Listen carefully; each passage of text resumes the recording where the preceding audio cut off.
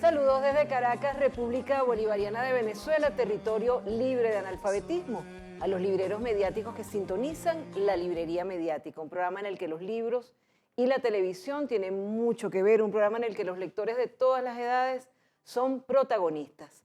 Hoy vamos a hablar de poesía, de filosofía, de ensayo y de muchos temas que convocan nuestros dos invitados, que vienen a hablar de sus libros y bueno, y de las cosas que nosotros les vamos a plantear si gustan. Bienvenidos los dos. Yo quiero empezar con la referencia a un poeta que sé que les gusta, en especial a Freddy, que es Ramos Sucre. Este es un libro de los que se consiguieron ahora en los depósitos del CELAR, de estas colecciones que se hicieron y que también están en la UNESCO, es como una pequeña versión de Biblioteca Ayacucho. Estas ediciones críticas de la obra poética de Ramos Sucre. Entonces fíjate que encuentro aquí cómo Freddy ha sido como consistente en sus referencias. Yo no sé si esto fue casualidad, si este texto Residuo los inspiró a ustedes en el grupo de rock. Este texto de Ramos Sucre que se llama Residuo y empieza así: yo decliné mi frente sobre el páramo de las revelaciones y del terror, donde no se atreve el rocío imparcial de la parábola. No sé. Y hay un texto de Ramos Sucre que se llama El Verso y comienza así: el nenúfar blanco surgía de la piscina entre los ánades soberbios de lucir en sus plumas el rubor de las llamas. El ciprés confundía en el polvo las hojas tenues en el cruce de las avenidas. Sufría, vestido de luto, el riego de una llovizna de cristal. Impresionante, perfecta la prosa de Ramos Sucre, y es hermosísima esta edición que pueden conseguir en la librería del sur del CELAR. Es un tesoro que estaba escondido por allá en un depósito. Y ese que dice: yo quisiera estar entre vacías tinieblas, porque el mundo lastima cruelmente mis sentidos y la vida me aflige, impertinente amada que me cuenta amarguras. Qué belleza. Ese es el inicio de La Torre de Timón. De La Torre de Timón. Que va a cumplir este año 100 años de haberse publicado. Fíjate. Una voz, la ramosucriana es una voz universal. Es bellísimo. Pero que tiene además toda la carga telúrica de Cumaná. Esa carga telúrica que tiene el mar enfrente, la inmensidad, la universalidad. Y sin embargo, Ramos Sucre, un gran lector de bueno, Leopardi, Shakespeare, sí, de Homero, todos los clásicos. De los grandes clásicos, de Goethe, nunca dejó de lado, ¿cómo se llama?, la musicalidad oriental. Ese es el gran poeta, yo creo. Es bellísimo. Y fíjate que el doctor Humberto Fernández Morán, para los que dicen que ciencia y humanidades no tienen relación, en este libro de Gloria Carvalho que vamos a desarrollar en otro programa, está una referencia de Humberto Fernández Morán que le encantaba a Ramos Sucre y dice: José Antonio Ramos Sucre fue para sus contemporáneos un joven venezolano de inteligencia extraordinaria, a quien una vida de sociedad y tormento imprimió el sello de genio orate. Sí. Esta parte del libro, esta muchacha hizo una investigación, esta científica, pero preciosa, que entonces incluye la poesía. Y vamos a hablar principalmente, a referirnos principalmente a los más recientes libros de ustedes. Queríamos también que estuviera aquí Jorge Rodríguez, pero lo incluiremos en el programa porque van a presentar sus poemarios Jorge y Freddy en la Feria del Libro de La Habana. Y mientras estamos editando el programa van a aparecer esas reseñas y Jorge va a estar presente acá con su Río Quemado en la segunda edición que hace Asirema. cuánto en la poesía de ustedes, y lo relaciono a los tres, a ti, a Freddy, a Jorge, hay mucho de reflexión íntima, de ensayo, de filosofía, de un respeto a la ancestralidad, al sitio de donde vienen, y al mismo tiempo una visión del mundo muy original. Paisaje, dice Jorge Rodríguez, en las grietas de tu río quemado busco esa sonrisa y la palabra lluvia. Y dice Freddy en este libro, que ya desde el principio a mí me encantó, porque yo decía, bueno, ¿y qué tendrá ese sobre blanco? Porque yo creía que era un sobre. Y entonces resulta que es sobre blanco. Freddy dice, hablo de hablar, de un decir, lo hago para no desplegarme, para permanecer inmóvil dentro de las palabras. Y desde el espacio intermedio, desde la pausa de una respiración, quiero pensar que pienso como piensa el poema. Y Freddy nos ha traído el regalo de esta invitada, que estamos recorriendo su literatura y que de su más reciente libro tomamos unas palabras, unos versos. Dice la poeta surrealista, y se abren tus símbolos para entregar la memoria de los dioses contenida. El alma de las cosas, siendo materia sustancia, aprende del vacío. La forma nutre a la raíz, nutre al árbol, el barco encallado, siendo costilla de Adán, nutre a Eva. Entonces, la primera pregunta que les hago, la primera reflexión en la que quisiera que abundáramos es esta relación entre la poesía, la filosofía, el ensayo intimista. Y he visto, no sé quiénes han sido tus presentadores, pero en cuanto a Freddy y a Jorge, siempre vuelven a Luis Alberto Crespo, a Juan Antonio Calzadilla Reaza, a Leonardo Ruiz Tirado. Ella entonces empieza a ver como una relación entre el lector que te está interpretando y el poeta que está volviendo a ese lector y se siente cómodo con ellos. ¿Quiénes han sido tus presentadores y cuál es tu búsqueda en este más reciente poemario? Este poemario, bueno, lo presentamos con Ana María Hurtado, y es un poemario que está dedicado a las fotógrafas en línea general, pero sobre todo destaco fotógrafas venezolanas. Distancia focal. Sí, ese poema que acabas de leer es precisamente de Fina Gómez, una de nuestras grandes fotógrafas. Luego está Bárbara Branding, está Tea Segal, y entonces es más que todo un homenaje a ellas, ¿no? Y sobre todo a la cultura visual, pero desde la mirada, si se quiere, femenina. Porque, claro, hemos tomado en cuenta grandes fotógrafos como, bueno, Eisenstein, Bresson, Robert Capa, pero ¿qué hay de nuestras fotógrafas, ¿no? Y en línea general también. Entonces es un homenaje a todas ellas, pero sin dejar a un lado, sobre todo, esta parte que dices, que tiene que ver con el amor hacia la naturaleza. Y bueno, evidentemente ahí está una lectura que se cruza con los grandes Antonio Trujillo, ¿no? Entonces son algunos de mis referentes. Y bueno, siempre me ha gustado toda la literatura que tiene que ver. El mismo Freddy, que yo soy, bueno, estoy enamorada de su poesía, es una poesía, los haikus que explora, sí. Bueno, siempre abunda la naturaleza, y yo creo que nosotros como poetas es una constante que no la podemos hacer a un lado, está intrínseca como seres humanos, que tengamos que hablar sobre y desde la naturaleza. Claro, muchos premios han reconocido la obra de nuestra invitada y realmente es impresionante su trayectoria. Freddy, en la poesía de Jorge Rodríguez uno siempre ve en la narrativa, en su forma de expresarse, siempre está la poesía presente, y en sus poemarios siempre hay ese volver a la familia, a los seres queridos. En Sobre Blanco, la presentación que se hizo en Expoesía, Juan Antonio hablaba, y también se refiere a este libro, sobre esa relación en la que a veces priva la filosofía y a veces priva la poesía. Sobre blanco es sobre una piedra blanca o sobre un papel blanco, y después sigue hacia otros derroteros. Pero yo no sé por qué a mí se me ocurría que era un sobre que iba a contener algo y que no sabía si tenía destinataria. Fíjate las interpretaciones que hacemos los lectores. ¿Qué querías tú con este poemario? Pues me gusta más tu interpretación, porque realmente el libro Sobre Blanco es el resultado de un un interés por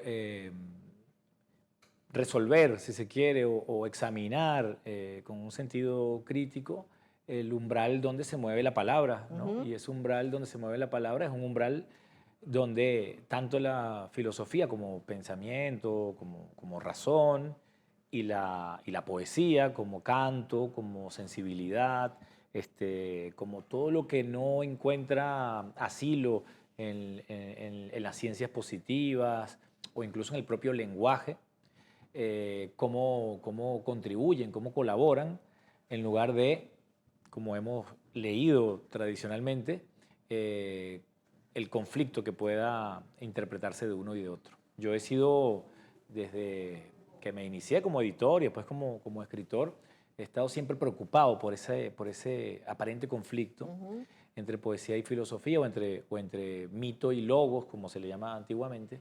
Y lo que he ido es resolviendo el hecho de que allí, con María Zambrano, que fue una de las primeras en plantearse este asunto, que allí lo que hay es un trabajo de colaboración. O sea, el logos como filosofía o como razón no hace otra cosa que salvar al mito. Y el mito, como todo aquello que desborda lo real, no hace otra cosa que ayudar al pensamiento. Es decir, el poema se presta a ser pensado, y el pensamiento no hace otra cosa que exigir del lenguaje fantasía, de exigir del lenguaje el plus de lo que es meramente real y material. Entonces, en estos últimos años que hemos impulsado, yo creo que uno de los proyectos más bonitos en los que yo he participado, que es la Escuela Nacional de Poesía, empezamos a dar unos talleres, unos conversatorios y a escribir sobre el tema, si se puede o no se puede enseñar la poesía, si la poesía es un método, si la poesía es, en todo caso, lo contrario, un antimétodo, una antipedagogía. Y en esas, digamos, elucubraciones que hacíamos en colectivo, yo dicté como un taller que tenía que ver con esta relación conflictiva histórica entre la poesía y la filosofía. Pero haciendo una apología, en este caso, al trabajo que hizo Platón en su momento, que para mí es un gran poeta, y es el poeta que salva es el filósofo que salva a la poesía y le da un lugar para que pueda ser aclarada, pensada, además de sentida. Y de ese ensayo surgió este libro. Este libro viene siendo como la versificación de aquel ensayo, porque la pregunta que se planteaba en ese ensayo era muy ingenua, era muy inocente, era ¿cómo nace un poema? Claro. ¿Y dónde nace un poema? ¿No? Nace de lo que yo vivo como experiencia, de mis dolores, de mis duelos, de mis hallazgos, de mi festividad. O sea, ¿de dónde nace la poesía?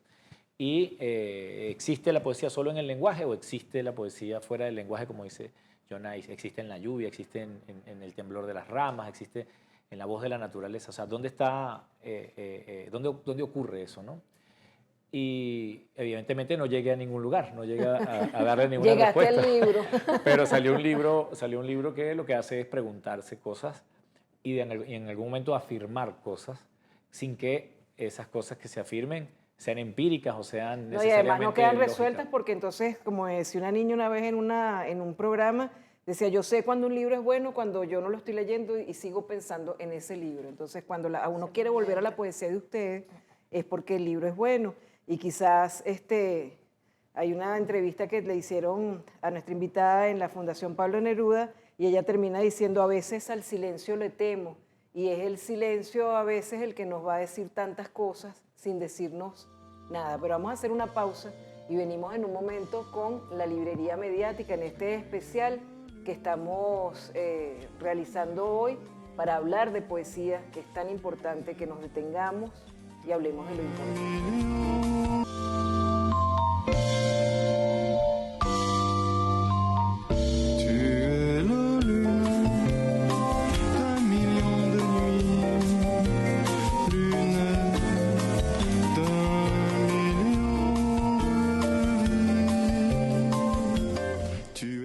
Preguntábamos nosotros a dónde vuelven nuestros invitados. Freddy siempre vuelve a Ramos Sucre, su referente.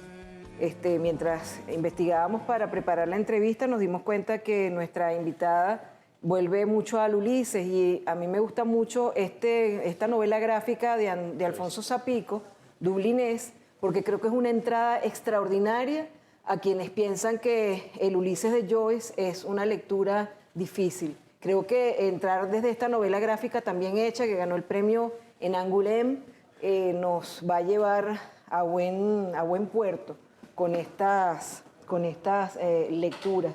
Por cierto que, bueno, eso lo digo en la próxima parte, es otra cosa que quiero referirles, pero decías tú que las mujeres han sido relegadas en la fotografía. Las mujeres han venido siendo relegadas en muchos ámbitos, aún hoy en día. En la Semana de América Latina el año pasado, cuando estuvimos en la UNESCO, en ese evento que se hizo Mujeres y Niñas hacia el Futuro, que organizaba nuestro embajador Rodolfo Pérez y la consejera Nelly Carrillo, de distintos países siempre había una referencia, si fuera histórica, fuera actual, de mujeres relegadas en distintos ámbitos. Y eso dio pie a que la ministra Gabriela Jiménez Ramírez hiciera que empezara una investigación para hacer 3 volúmenes de las mujeres de las ciencias en Venezuela. 100 y mujeres, comenzó, ¿no? con este primero que tiene 100. Y nosotros no solamente lo vamos a reseñar en un programa, sino que en cada programa vamos a ir colocando las fotos de 3 científicas para que estén presentes en la memoria colectiva. Entonces, me gusta siempre que los escritores que vienen, los poetas que vienen, hablen de sus lecturas recientes o de las lecturas a las que vuelven, porque es importante no solamente escribir y vivir, sino también leer, como decía Cortázar. Vivir mucho, escribir mucho, leer mucho para lograr hacer buena literatura. ¿A cuáles autores vuelves además del Ulises de Joyce? Bueno, siempre hay autores que están presentes. Yo creo que la literatura escrita por mujeres son para mí muy importantes. Siempre me ha gustado la poesía de Millo Bestrini, Jani Oso, siempre están allí. Pero más allá de eso, puedo decir que los poetas malditos franceses, uno siempre regresa a esos sitios donde uno, bueno, de la adolescencia en los que fue feliz y uno relee y le gusta muchísimo, ¿no? Pero creo que hay autores fundamentales que siempre te van a acompañar. Y una de esas autoras, más allá de que no sea poeta, es narradora y es Clarice Lispector. Buenísimo, claro. O sea, a mí me encanta, yo incluso mi maestría la hice sobre Clarice Lispector y creo que eso que hablábamos recientemente de la filosofía, la literatura, la poesía, creo que en toda la obra de Clarice Lispector se mantiene sobre todo esa voz poética en donde no se puede definir ciertamente en donde está el corte filosófico y en donde está plenamente una narrativa, una literatura, y obviamente ella tiene temas en donde aborda el existencialismo, donde está Spinoza, Leibniz, o sea, tantos filósofos a los que hace, y siempre ella habla del instante it, que es cuando uno lee el libro, uno conecta porque es un libro, es una narrativa que se arma en tiempo presente. Y entonces tú te sumerges directamente en el libro. Esas, digamos que son mis grandes referentes. Mire, quisieras elegir, me prestas tú, este es el más reciente libro. Sí, este es Distancia Este es el más reciente libro de Yonay Lemos, Distancia Focal, que tuvo un reconocimiento importante en un premio, y tú marcaste algunas cosas, pero me gustaría que compartieras algo de este libro en este momento. Bueno, precisamente este poema es dedicado a Bárbara Branding, que aunque es una fotógrafa suiza, pues toda su carrera como fotógrafa la hizo estando en Venezuela. Y me gusta este poema porque habla de mi Caracas. Más allá de que yo nací en el estado Vargas, pues desde muy chiquita llegué acá y yo siento que ese sentido de pertenencia está muy ligado al Ávila, a las guacamayas, a nuestra naturaleza, a nuestros verdes. Y este poema tiene que ver con eso. A Bárbara Branding. De cómo llegué a tu sistema nervioso y me detuve en tu Caracas para ser la mía. De cómo te compré con mis ojos el ámbar, la piedra de la suerte, y sigo creyendo en la Virgen y en el doctor José Gregorio Hernández, y me aferro escondida a esa estampita del Sagrado Corazón de Jesús, de cómo tu silencio se parece a mis silencios y tus ruidos saltan de la incongruencia, del no entender las flechas, las calles y sus discursos, porque la ciudad está escondida detrás de signos, de cómo yo quiero ser el camino de la verdad, así me equivoque y esto solo sea un ensayo nostálgico y triste, de cómo me duele el pasado y la ausencia de mi padre, de cómo me duele el blanco y el negro y toda la escala de los grises, de cómo lloro ahora mientras escribo este intento y siento que hay verdad en la poesía. Entonces es un homenaje a Qué ella. lindo. Qué aplaudir. Hermoso, hermoso. Gracias. Bello. Bueno, Freddy, ¿y tú? Tú siempre estás, Freddy siempre vuelve a Platón, siempre vuelve a Ramos Sucre, es como una obsesión que tiene, pero también está revisando, claro, al estar organizando los festivales de poesía, está uno como en contacto con lo que se está produciendo en todo el mundo y los festivales de poesía se han fortalecido y la Escuela Nacional de Poesía ha sido un gran logro de este gobierno bolivariano y de todo lo que significa sensibilizar a los chamos hacia la poesía, que no les sea ajena. Pero a ver, ¿a dónde más vuelves tú y qué poema eliges tú para este momento de tu libro Sobre Blanco? De ese sobre que tiene tantas cosas. Fíjate que, hablando de escritoras, Sí. mujeres, Enriqueta Arbelo Larriva, yo creo que una de las voces más destacables de la poesía venezolana por lejos, pero es algo que se pierde de vista. O sea, lo que ella pudo ver, lo que ella pudo decir allá en su llano, en el modesto lugar que le daba a la Venezuela de entonces a una mujer escritora, pero no solamente una mujer escritora, una mujer que tenía una revelación. Sí. Porque en realidad eso es lo que hace que ella sea la poeta que es. Sí. A ella ha vuelto intuitivamente en esta última etapa y a un escritor que para mí es también capital, como lo es Ramos Sucre, y es Juan Calzadilla. El viejo Juan, yo creo que fue el que se encargó de allanar el camino a otras generaciones, Sí. para que podamos alcanzar nuevas formas de construir la poesía, más allá de los géneros literarios y más allá de la retórica, que es muy difícil de romper como tradición. Porque Juan lo hizo no solamente en un gesto de rebeldía, de innovación, digamos, sino que lo hizo en un gesto de construcción, de afirmación de las posibilidades que tiene verdaderamente la poesía para el ser humano. Y como punto cardinal para mí de la poesía venezolana, yo no podría haber escrito un libro como Sobre Blanco, no podría haber escrito nunca un libro como Del Diario Hastío, si no es porque tengo la herencia y el camino labrado que Juan Calzadilla hizo para estas generaciones. Sí, sí. Entonces volver a Juan Calzadilla para mí es siempre un oficio. Está Ramón Palomares, que para mí es otro de los puntos cardinales. Entonces tengo a Ramos Sucre, tengo a Juan, tengo a Ramón y tengo a Enriqueta Arbelo Larriva. Y soy mezquino con las mujeres porque Enriqueta Terán, por ejemplo, es una poeta monumental. Muy bueno. Pero también lo es María Calcaño. María Calcaño te iba a mencionar ahorita. Exacto, y también lo es Muy bueno. Millo Bestrini, absolutamente sí, Millo Bestrini. Y una poeta que a mí, que además tuve el privilegio de conocer cuando estaba trabajando como periodista cultural en Thatcher y vine a Caracas a entrevistar a Elizabeth Chom. Ah, excelente. Entonces iba a entrevistar a Elizabeth Chom, pero ella no quiso darme la entrevista ese día, sino que quiso hablar conmigo de poesía. Me imagino un poco calibrando a ver si yo tenía los méritos para poder la entrevistar.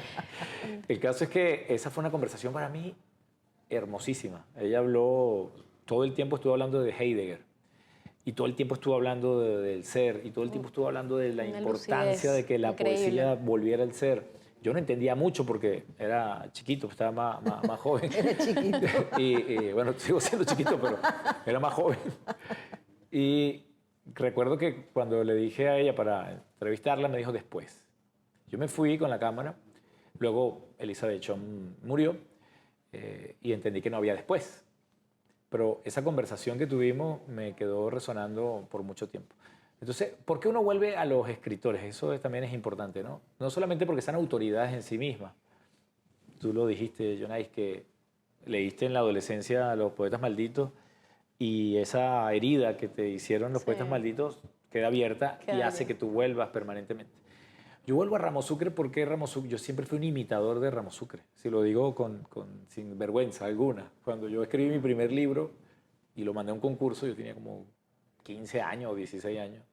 Vivía en un pueblo en Santana del Táchira, no sabía qué hacer, no era bueno recogiendo café, no era bueno en el agro, no era bueno batiendo mezcla, no era bueno en nada. Estaba viendo a ver si era bueno por eso. Entonces dije, bueno, voy a la biblioteca. La última opción que me queda es la biblioteca. Qué maravilla. Y fui a la biblioteca y me encontré un libro, ese libro de Ramos Sucre, y abrí el preludio de Ramos Sucre y lo leí como 5 veces y me lo memoricé. Y a partir de ahí empecé a escribir. En mi primer libro se llamó La procesión de papel. Y entonces era una copia de Ramos Sucre, pero descarada. Pero eso está bien, Freddy, porque No, claro. en el camino de todos está siempre la imitación en un No, momento. el camino además de la imitación tiene que ver con el camino del elogio y, Claro. y de la afirmación de un otro. Pero Ramos Lo Sucre, dice Borges sobre todo, que Claro, uno inicia Borges- imitando. Borges lo dice y de lo la di- mejor manera. de la mejor manera, y lo dice también Harold Bloom en todos sus Harold, ensayos sí. sobre la angustia de las influencias. Yo nunca he tenido angustia por las influencias, pues las tengo muy claras. Pero luego cuando leo a Juan, o sea, cuando empiezo a pensar que la poesía es un camino de vida, ¿no? Hay gente que dice, ¿para qué sirve la poesía? A mí humildemente me sirvió para salvarme la vida, porque no sabía qué hacer Claro. entonces con la vida. Pero me encuentro a Juan Calzadilla y me encuentro entonces me encuentro con un lenguaje de ruptura, con Sí. una forma de decir las cosas que solamente en las condiciones en que Juan creció como venezolano y se forjó como intelectual universal, se podrían decir. Entonces, no, ¿cómo era posible que las dos cosas fuesen poesía? Para mí, en mi asombro era, si Ramos Sucre es esta musicalidad, esta densidad, estas palabras que no comprendo, ¿cómo de pronto Juan Calzadilla escribe un poema como La puntería del azar? Que dice algo así como, voy a arrojar esta piedra y podemos convenir que la piedra ha caído donde ha caído. Eso es lo que se llama la puntería del azar. La puntería qué del bueno. azar. La puntería del azar era... Y luego leo a Ramón Palomares. Y no solo lo leo, sino que tengo el privilegio de verlo en el Ateneo de San Cristóbal, que va a un recital. Recuerdo que en esa época a uno no lo dejaban entrar al Ateneo si no estaba vestido Así adecuadamente. formalmente. Como mucha gente, lo vimos desde afuera. Y Ramón recitó un poema que es El patiecito. Dice, Rómulo, ¿qué haces, Rómulo? No, aquí estoy deshiervando el patiecito y lo que te dejé de herencia, Rómulo, ¿qué pasó con eso? Se lo llevó el río, padre, no sé qué. Aquí estoy deshiervando el patiecito, más o menos dice el poema. Entonces, eso es otra cosa que yo decía, no, pero ¿cómo puede ser también esto la poesía? Y cuando ya muchos años después me consigo con Arbelo Larriba, y entonces Arbelo Larriba dice lo que el viento estuvo hablando largamente en los alambres, algo así. ¿Cómo es que esto podía ser también otro registro de la palabra poética y también de la venezolanía? Entonces uno vuelve a esos poetas o vuelve a esas lecturas porque son lecturas que te marcan, que te configuran, ¿no? Entonces, Bueno, hay que mencionar al chino Valera Mora, ¿no? Ah, no, claro. Yo el chino lo conocí, debo confesarlo, más tarde que muchos otros. Normalmente la gente empieza por el chino Por Valera el Mora. chino. Uno inicia por el chino. Claro, amanecí bien, magníficamente bien, todo arisco. Hoy no cambio mi vida por una bandera roja. Hoy mi vida toda la cambio por esa mujer alta y rubia. Cuando llegue a la facultad de farmacia, se lo diré. Asunto mío amanecer así. Es el amanecí de bala Qué maravilla, que nos qué aprendimos. memoria. No, pero claro, esa es otra cosa, la poesía y la memoria, ¿no? Sí. ¿Cómo es que uno puede...?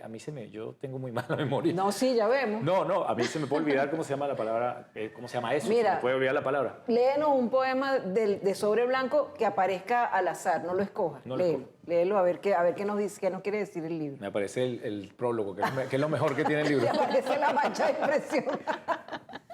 Bueno, este poema.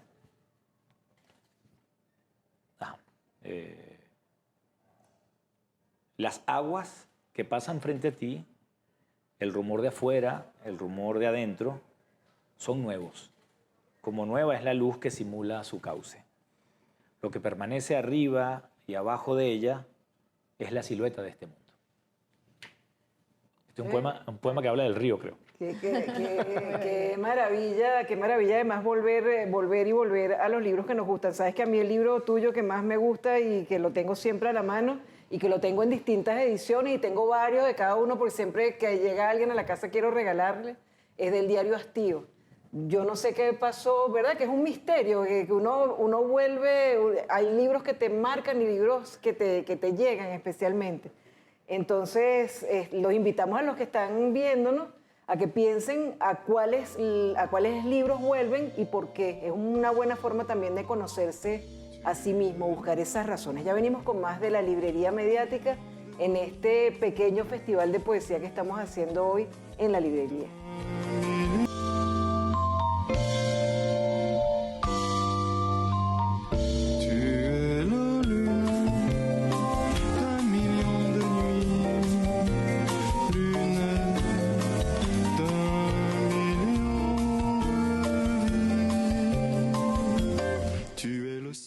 Saben que yo soy muy dócil en la preparación de las entrevistas. Yo tengo siempre alguna cosa preparada, pero si hay algo que viene y me modifica las cosas, yo lo incluyo en la entrevista. Y resulta que Nelly Carrillo, la consejera de nuestra delegación ante la UNESCO, esposa de Rodolfo Pérez, el delegado permanente, el embajador, llegó a Caracas para volver a la semilla. Fíjate qué poético, porque está yendo a Mérida porque se está reconociendo nuestras semillas autóctonas, nuestras semillas de acá, todo ese trabajo que se está haciendo con las semillas en contra de esas plantas sin semillas horrendas que hay, transgénicas, se está reconociendo todo ese trabajo y ella viene a ver qué se está haciendo porque nos están reconociendo internacionalmente a partir de un trabajo que se está moviendo desde el Ministerio de Ciencia y Tecnología y desde la UNESCO como unos centros de cierta categoría. Entonces, ella viene y me dice, ¿sabes qué? La directora de la UNESCO nos dio unas tarjetas para algunas personas del tren ejecutivo, se la dio a la ministra Gabriela, le dio a la ministra Gabriela la tarjeta para el presidente de la República Bolivariana de Venezuela, Nicolás Maduro. Entonces le digo, pero dame las otras, porque como voy a entrevistar a Freddy, y Freddy es el ministro de Comunicación, él tiene que ser el responsable de llevar a todo el tren ejecutivo este correo directo. Entonces hay una tarjeta para ti, hay para Ernesto Villegas, ministro de Cultura, hay para el ministro de Deporte, Arnaldo Sánchez, para el ministro de Educación Universitaria, Ricardo Sánchez, para el ministro de Educación, Héctor Rodríguez, para la ministra de los Pueblos Indígenas, Clara Vidal, para la ministra para la Mujer e Igualdad de Género, Joana Carrillo, ministro de Atención a las Aguas, Carlos Mas Justiz, ministra para la Juventud, Grecia Colmenares. Y fíjate qué importante, no es que les mandó un correo, no es que les mandó un mensaje, es que les manda un objeto que yo te puedo entregar y que fíjate, son sobres blancos que ya tienen su escrito allí del destinatario. Entonces empiezo a pensar en el regalo, en el objeto, en el tocar, en el escribir con pluma fuente o con lápiz sobre el papel, que no lo debemos perder, en el escribir sobre blanco, en el recorrer, como dice Jorge, un río quemado, en la distancia focal como una forma de cercanía. Me trae ella también un pin que celebra los 50 años de la primera publicación de esta novela gráfica que denuncia a los gatos como nazis y a los ratones como víctimas del Holocausto. Y entonces me hace releer esta novela gráfica muy dura, ganadora del premio Pulitzer. Me trae ella también el correo de la UNESCO con unas reflexiones en torno a lo que nos hace humanos, que es la lectura, lo que nos hace investigadores con los libros silenciosos que solamente tienen imágenes y que nos hace creadores junto con el ilustrador.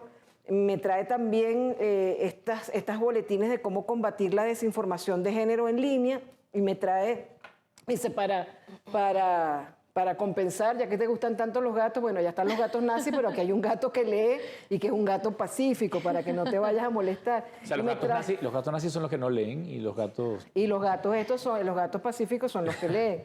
Y me trae esta reflexión, no dejar a nadie atrás, no dejar a nadie fuera, sobre la inclusión de las lenguas indígenas y están haciendo un trabajo espectacular allá en la UNESCO desde Venezuela como país pionero en torno a la neurodiversidad, neurodivergencia. Entonces, les pregunto a ustedes, ¿qué relación tienen ustedes con el objeto? Esto que puedes tocar, el regalo, el saber que una persona pensó en ti para un regalo. Yo siempre digo, no debes despreciar nunca un regalo, aunque ya lo tengas, aunque no te guste.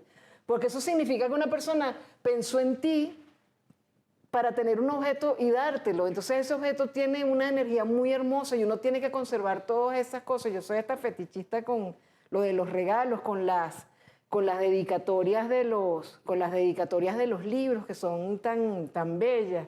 Ahorita mientras ustedes me responden voy a buscar la dedicatoria, creo que está aquí el libro, sí, aquí está. Fíjate, esta dedicatoria que Isidoro siempre dice, sí, siempre te dedican los libros a ti, a mí no. Entonces dice pero dice, bueno, la dedico a los dos aparte. Para mi querida lectora ideal, María Elcira Matute, desde el murmullo del temblor de la palabra amistad. Y a Isidoro le dedica Sobre Blanco, para mi querido Isidoro Duarte, desde la polis de los afectos, mi abrazo siempre.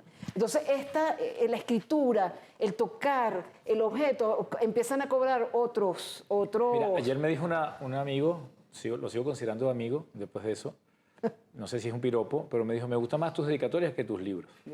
Entonces, no sé... Está como Jorge Rodríguez diciendo que ustedes primero buscan los epígrafes y dice, ya tengo el epígrafe, me falta el libro. Epígrafe en epígrafe vas construyendo... Mira, pero ¿cómo se relacionan ustedes con los objetos, con los regalos, con la escritura a mano, con el tocar?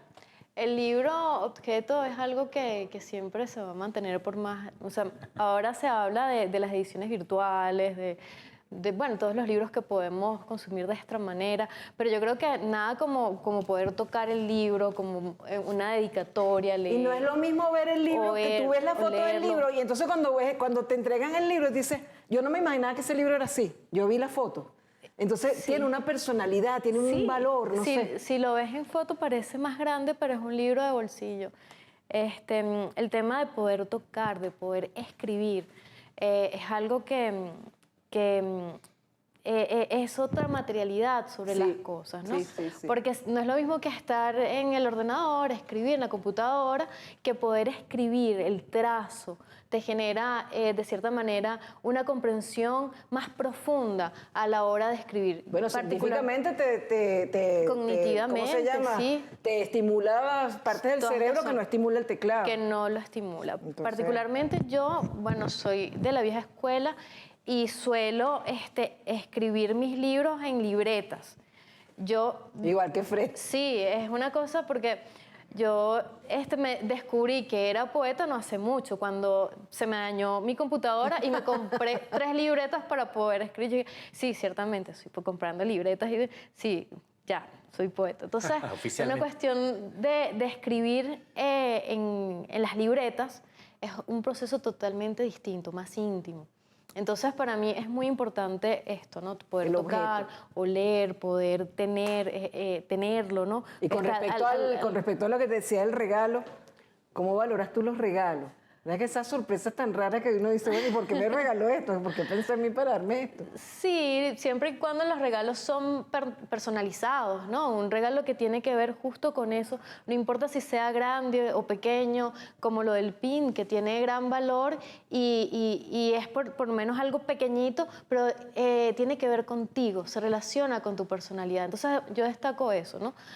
Una traducción libre de la Biblia sería, por sus regalos los conoceréis. Los conoceréis. Fíjate que el embajador de Rusia en la UNESCO, fíjate qué bello, lo mencionamos dentro de una cantidad de actividades que estábamos haciendo. Era el Día de la Lengua, el Día del Idioma Ruso, hicieron una reunión y nosotros nos acercamos, fuimos y él dio una conferencia. Eso salió como una ráfaga en el programa. Nelly y Rodolfo le dicen a él, mire, el programa donde usted salió en Venezuela, y él, salí en Venezuela en la televisión, qué alegría. Entonces, ahora que Nelly viene me dice, por favor, llévele esto a la periodista como un agradecimiento. Unos dulces y un té rusos en una cajita preciosa. O sea, entonces ¿cómo no lo vas a valorar? De verdad se lo agradezco porque es algo que uno se siente importante, porque alguien pensó en uno. ¿Tú cómo te relacionas con todo eso, Freddy? Bueno, yo sé por dónde tú vas con el tema de... No, yo no estoy hablando de nada de la inteligencia artificial ni del libro físico. No, te estoy hablando de los regalos, de escribir, la sensación. Fíjate que yo, de las pocas cosas que he aprendido, o de las pocas cosas que estoy en condiciones de afirmar que sé, es que uno tiene que aprender a recibir. Sí. Es decir, no hay en el amor otra premisa tan importante como aprender a recibir. Entonces el regalo no es solamente algo que se da, sino que es algo que se transmite, que se comparte, que se lleva de un lugar a otro como símbolo de que la amistad y aquello que no es evidente en la amistad o en el amor va a permanecer siempre, porque va a estar de un lugar a otro. Pero en relación a los objetos y a aquellos objetos que nos marcan,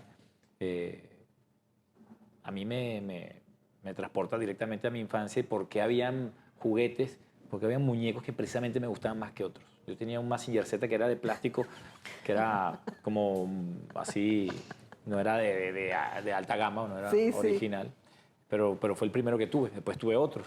Y ese para mí era el original.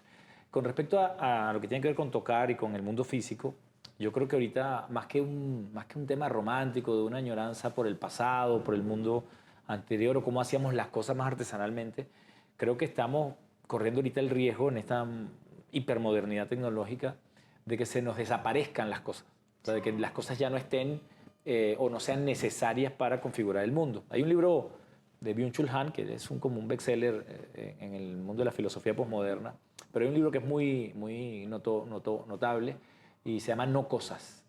Entonces él señala cómo hay una acelerada virtualización de la vida y cómo hay una acelerada desaparición de la existencia material, que bueno, él plantea los diferentes riesgos que tiene todo esto. Pero para nosotros, verdaderamente, defender la materialidad, defender incluso los objetos, las cosas y el mundo como materialidad es una defensa de la propia libertad del ser humano, es una defensa de la propia existencia concreta del ser humano, es una defensa, además, de el derecho que van a tener quienes todavía no han nacido, de habitar un mundo que sea real y que no sea suplantado por simuladores o no sea suplantado por estas distancias que nos desarraigan de nuestra comunidad, de nuestra familia, de nuestro entorno, nuestro entorno natural. Sí. Cuando tú discutías sobre el libro de papel y el libro virtual, yo siempre te di la razón, pues siempre estuve de tu lado. Pero no nada más por un problema meramente filosófico, sino porque yo problema de humanidad. No, pero yo fui librero. He sido editor de libros. Obviamente escribo para publicar libros y soy fundamentalmente un lector como los demás. Entonces, para mí, la desaparición del libro físico, en aras de la comodidad, del confort, de la versatilidad que se tiene, de la infinidad de posibilidades que te da. Es como la desaparición del contacto humano. Claro, pero para mí es la desaparición con ello de las imprentas.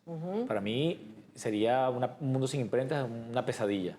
Sería la desaparición de la librería como espacio social donde tú tienes a tu librero, que es como tu consejero, como la persona que sabe qué remedio necesitas, qué tienes que leer.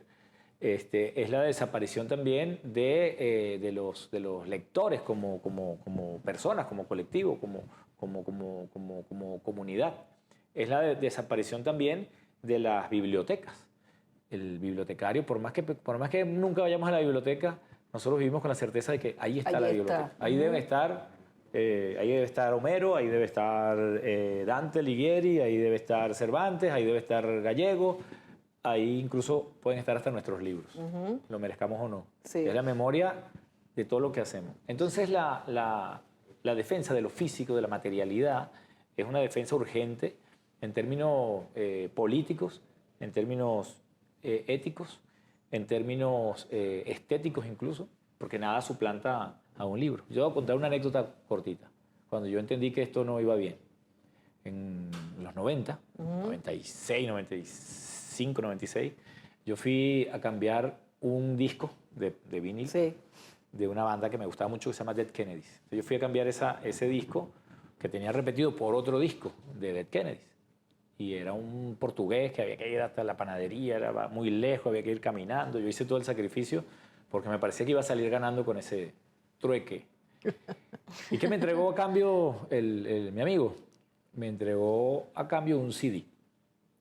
Claro, yo ya no podía echarme para atrás porque había empeñado la palabra y porque había caminado muchos kilómetros. Y me entrega el CD y yo me voy callado con la sensación de que perdí. Porque yo había entregado una cosa El vinilo. así, ¿ves? Claro. Sí. Que tú lo abrías, había una foto y sacaba... No, y casi que había un las libro letras. adentro. Sí. Y él me entrega una cosita así, chiquitica. Yo me voy pensando, he perdido algo. O sea, Sí. no sé por decir la palabra, pero en una traducción en castellano me timaron. Me han timado. Me han timado. Y me fui timado con mi CD. Luego, no, que suena mejor, que es perfecto, que no tienes el ruido estático del vinilo, etc. Pero mira, el escuchar un disco de vinilo no es tampoco un asunto romántico, sino es asunto meramente de ritual. Cuando tú escuchas una canción en vinilo, cuando tú pones la aguja a escuchar una canción, tiene que haber absoluto silencio. ¿Por qué? Porque tú sabes que esa canción que has escuchado, o que vas a escuchar, o que estás escuchando, se va a desgastar. Algo de la canción, de la calidad, se va a desgastar porque la aguja va a desgastar la pasta. Entonces, esa canción que va a sonar es única. Por una sola vez vas a escuchar la canción con esa calidad. Luego vendrán menores calidades hasta que el disco pues ya no suene como sonaba. Recuerdo acá Benjamin, Ajá, Walter Benjamin, cuando claro. dice lo del aura. Claro. Que es precisamente ese momento, el aura, ¿no? Es el aura, claro. Sí, porque Benjamin ¿dónde se está? preocupó con la reproductividad de la obra de arte. ¿Cómo, Sí. ¿Dónde Sí. está entonces la verdadera expresión? Entonces es un hecho político defender la materialidad. Incluso el libro físico es un hecho político defenderlo. Es un hecho político defender que nosotros estemos aquí tertuleando y que no nos hayamos conectado por Zoom. Es un hecho político que nosotros vayamos o tengamos que tomarnos la molestia de cruzar la ciudad e ir a la librería del sur o a Suma cuando existía o a las Alejandrías a buscar el libro que necesitamos. Y es un hecho necesario que demoremos en la librería 1 hora, 2 horas o 3 horas encontrando ese Y libro. conversar con el librero. Y es un hecho de que el librero, además al que tú le cuentas, es como tu barman, pues con el que tú le cuentas tu Bueno, y pena. conversar en la librería mediática, que es Por- sabroso, el encuentro humano, como decía Sábato. Tenemos que reaprender lo que es gozar. Gozar no es ir de tienda a gastar plata a la loca, sino gozar es el encuentro humano. Y con esto nos quedamos pidiéndolos a todos que piensen en estos temas y que los invitamos a leer siempre y a leer de todo. Hasta el próximo programa. La librería mediática en BTV, 19 años al aire. María Alcira, muy bueno el cambio de formato del programa, ¿viste? El formato está de televisión mundial. Un mundo avasallante desde el punto de vista de los cambios tecnológicos, mantener la fidelidad, el amor y la cultura del libro que es esencial y por eso ustedes son primordiales en la pantalla venezolana de televisión.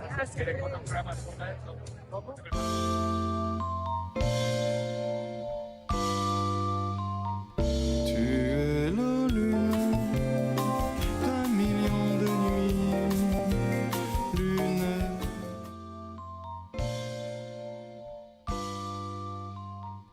Tu es la lune d'un million de nuits lunaires, d'un million de vies. Tu es le soleil d'un million de matins, soleil d'un million de chagrins. Tu es la terre d'un million de midis, terre d'un million d'aujourd'hui. Tu es le monde d'une seule d'un seul matin, d'un seul midi. Tu es ma vie, mon chagrin aujourd'hui.